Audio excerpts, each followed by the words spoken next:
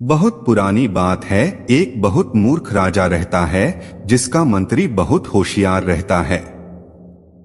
एक दिन राजा और मंत्री दोनों नदी किनारे घूमने के लिए जाते हैं। तभी राजा मंत्री से पूछता है, यह नदी कहाँ से निकली है और कहाँ तक जा रही है।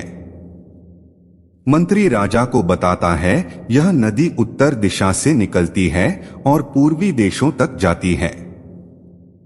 राजा मंत्री से कहता है, तो इस नदी का सारा पानी पूर्वी देश के लोग उपयोग में लाते होंगे। मंत्री राजा से कहता है, हाँ महाराज, जिसकी जितनी जरूरत होती है वह उस हिसाब से जहाँ तक नदी जाती है सब इसके पानी का उपयोग करते हैं।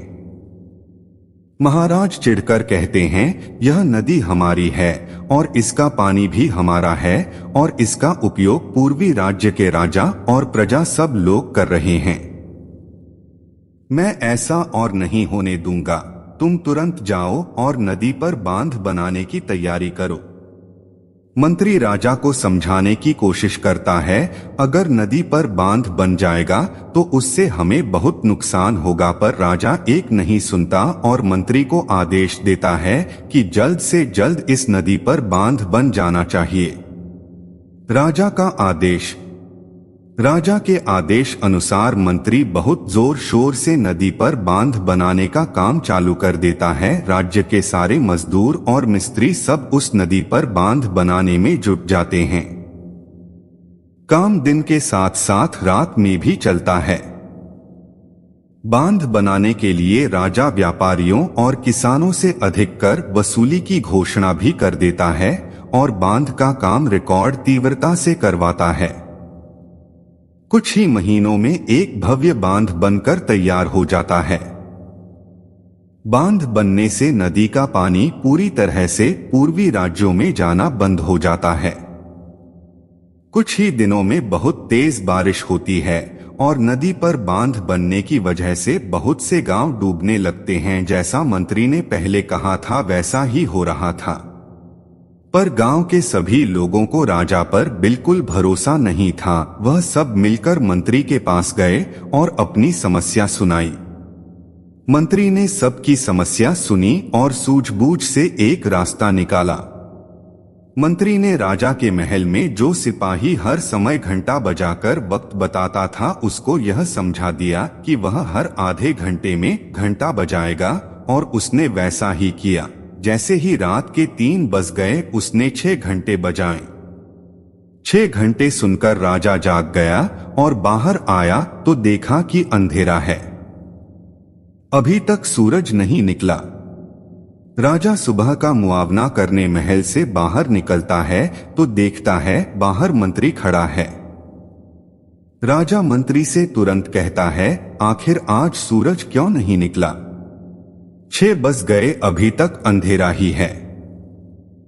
मंत्री राजा से कहता है, जिस प्रकार हमने पूर्वी देशों का पानी रोक लिया है, मुझे लगता है उन लोगों ने सूरज की किरणों को रोक लिया है ताकि हम तक उजाला न पहुंच सके। राजा यह बात सुनकर बहुत परेशान हो जाता है और मंत्री से कहता है, क्या इसका कोई उपाय नहीं हो सकता?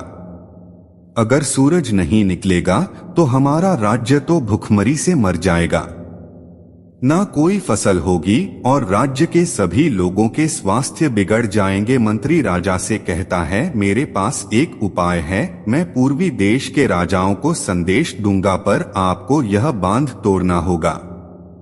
जब यह बांध टूट जाएगा तो वह सूरज की किरणों को हमारे यहाँ आने देंगे। राजा मंत्री की बात तुरंत मान लेता है और बांध को तोड़ने का आदेश दे देता है। जैसे ही बांध टूटता है और 3 घंटे बाद सूरज निकल आता है, इससे राजा बहुत खुश होता है और मंत्री की बहुत तारीफ करता है। राजा अब मंत्री की सूझबूझ और बुद्धिमानी पर उसे इनाम देने की घोषणा करता है। इस प्रकार राजा और मंत्री दोनों का काम बन जाता है और आम जनता भी खुश हो जाती है। मंत्री की सूझबूझ से पूरे राज्य की जनता का और दूसरे राज्यों की जनता का भी भला होता है। मंत्री हर संभव कोशिश करता है कि राजा कभी कोई गलत निर्णय ना ले, और अगर गलत निर्णय ले भी ले तो उसको कैसे सुधारा जाए।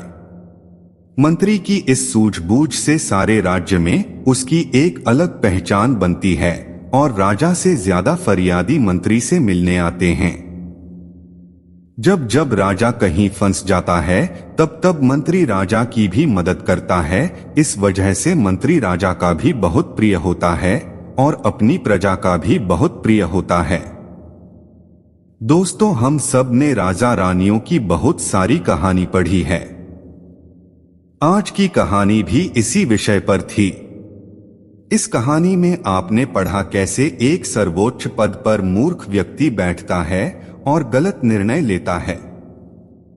पहले जब लोकतंत्र नहीं था तब राजा का पुत्र ही राजा बनता था, वह चाहे मूर्खों हो या चाहे समझदार, पर सब कुछ उसी पर निर्भर करता था। अगर राजा बुद्धिमान और साहसी होता तो राज्य संपन्न होता, और अगर राजा मूर्ख निकलता तो राज्य की सारी जनता को कष्ट भोगने पड़ते। दोस्तों, आपको नई कहानी कैसी लगी हमें कमेंट करके जरूर बताएं। आपके कमेंट हमें लिखने की प्रेरणा देते हैं। हम आप तक इन कहानियों को पहुंचाने के लिए बहुत प्रयत्न करते हैं। धन्यवाद।